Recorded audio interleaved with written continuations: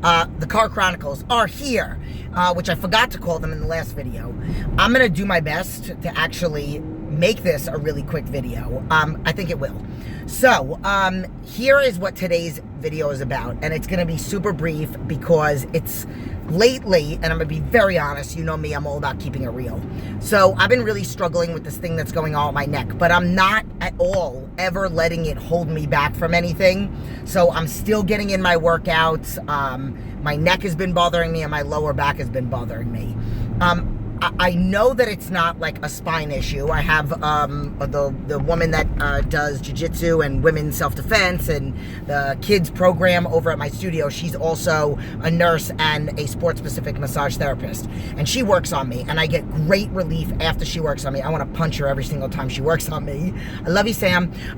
But it works, and I get this like temporary relief, and then it kind of comes back a little bit, because I'm not working out.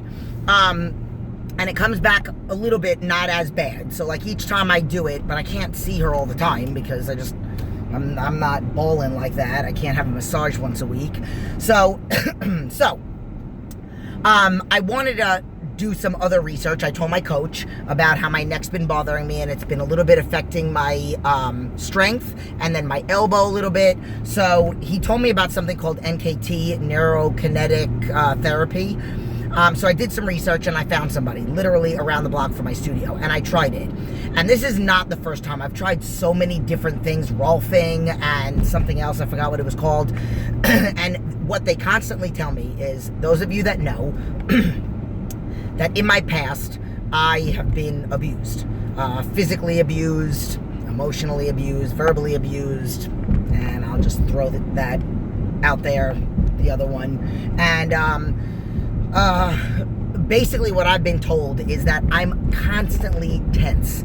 Like, literally, it's like I'm flexing all the time because I'm in this fight or flight. Like, I'm always waiting to be attacked, pretty much. So a lot of the times, a lot of my issues, I got into a car accident in 1999, and my back has never been the same. I've never been able to lay on my back every time I go to a chiropractor. So a chiropractor is the one that originally injured me. It's got a while ago. I mean, and this is just something that like will come back every now and then. I've been going a lot heavier. I'm doing barbell squats now, again, a lot, because I'm now on this super bulking phase for my quads, and trying to put on size, not necessarily for my upper body, but just overall. And so I thought it had a combination to do with that, maybe tensing up my neck, like literally doing this right now hurts. So getting back to the whole fight or flight thing, it's like I'm constantly tense. And I do my very best to kind of try to relax and to take tension away from muscles and all that other stuff. So going to this particular form of therapy, which my coach was like, it's so weird and very strange. And I would say more of the word is interesting to me. But she like basically takes tension away, and she teaches me how to breathe, and I never meditate. I never stretch, which I'm not encouraging you to not stretch. If you do stretch after your workout, not before. And I did my leg workout on Sunday. And I felt a little bit of relief after I saw her on Friday. I did work out, which I probably shouldn't have. I did it in my house. It was garbage. But I did it. And then on Sunday, I did my leg workout, and I felt it a little bit. I KT taped my lower back. I haven't KT taped my upper back. But I did that breathing technique. So literally in between each set, I would hold on to my ribs, like she told me.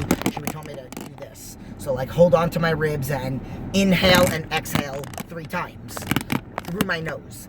And just try to breathe and relax and take the tension away. And what I really tried to focus on is breathing down. So I did a video, I'm going to be posting it on Instagram, and I showed the breathing, and I also showed me squatting, and I went to my heaviest. The video wasn't of my heaviest. And then I also realized, and this is part of the video, part of the point of the video, I also realized that I'm in this pain, and I'm bulking right now, and according to my coach, a lot of people that either get to their goal or this I know, a lot of people that when they get to their goal, they tend to justify, and then justification turns into, literally, this is not from my coach, this is personally stuff that has happened. You get to goal weight, let's just say with me, and then let's just say you stop. People that don't train themselves to make new goals, and then are realistic with maintenance, they have a tendency of kind of going back into old things, justifying, oh, I'm at goal now, so now I can have a little bit more of this, a little bit more of that, and fast forward to a couple months later, and it's, Jen, I need you back. So what's important is that we make sure that no matter where we are, we always never get complacent with where we are. We need to be proud of ourselves. I am not telling you to be critical, and there's a point. I'm not telling you to be critical of yourself. You need to be proud of yourself, but then set new goals, something to always strive for, so that we don't get complacent. Now, my coach said another thing that competitors do, like, I like being not ripped, but I like being more toned, being able to see more. Right now, you can kind of see more because I just got out of the gym, but when I'm not just fresh out of the gym, like, yes, you could see muscles, and people will be like, you're challenged, Jen, because I could totally see your muscles. But compared to what I am when I'm close to a show, and the way that I used to walk around, way, way, way leaner, I just missed that. And when you're in that bulking phase, you do have to put on a little bit of body fat. So not only am I in bulking phase, but I'm also in bulking phase, and I lately have been feeling this little bit of injury. So I've been kind of self-sabotaging. And I'm all about teaching people, so I'm putting myself out there, telling people that I go through the same thing that they do. I'm not a superhero. I feel pain. I have to push through, mentally pushing through workouts. And I mean, Sunday's workout, squatting, which lately, I mean, the heaviest that I've done since I started this was 225. It's not the heaviest I've ever squat. And I do it for 5 reps. So I still did my 225 this Sunday, but I took a little bit of breaks in between, and I did my breathing and I did my relaxing. After I came to peace with what I did on Sunday, and then yesterday was shoulders, and I was a little bit feeling it. Today, I woke up, I did my breathing exercises, and I looked myself in the mirror, and in the past, I've been looking myself in the mirror and being really critical. Sometimes I've been taking selfies just to kind of stay on social media, posting my story and all that other stuff. Not too many of them, because, you're not going to post the exact same thing every single day. So, but, I'm like, I like the fact that I take pictures of myself each day, because I don't want to lose. Like, I feel like if I didn't, when I started getting self-conscious about putting on more weight and admittingly kind of self-sabotaging and also justifying I'm in bulking phase and maybe having a little bit more carbs than I should. I'm already having more carbs than I was when I was in cutting phase or in maintenance or whatnot. So now I'm in bulking, but you have to stop somewhere. You can't just keep going over, because then you don't want to put on too much body fat, because then when you do go back to cutting or when you do go back to being lean, it's going to be 10 times harder or more work than it should be if you just did it the right way. So I actually today, right after my workout, which I felt really good in my workout, I feel a little bit right now, one little spot that I think I'm going to get a tennis ball and kind of just dig into that. I have KT tape on my back, and I have my new belt, which I'm super excited about, and it felt really good. And afterwards, I went downstairs to the locker room, and I took a little picture, and there was a couple people around, and I'm like, you know what, I don't care. This is the day and age we're in, where, you know what, you're just going to chill and watch me take my selfie. And I felt really good. I felt good. I felt like my stomach looked flatter. I haven't really gotten on the scale. I did a little picture this morning also on Instagram in my story right after my cardio. I opened up my waist trainer, and, my abs are a little fluffier, but they're still there. But when I took the picture today, I literally said to myself, wow, I feel really good. I think that even though today I'm supposed to have carbs, and then tomorrow is my off day, and then I have carbs at night before my leg day on Thursday, I'm gonna stay on track. I'm like on point, gonna stay on track because I feel really good for the first time in a really long time.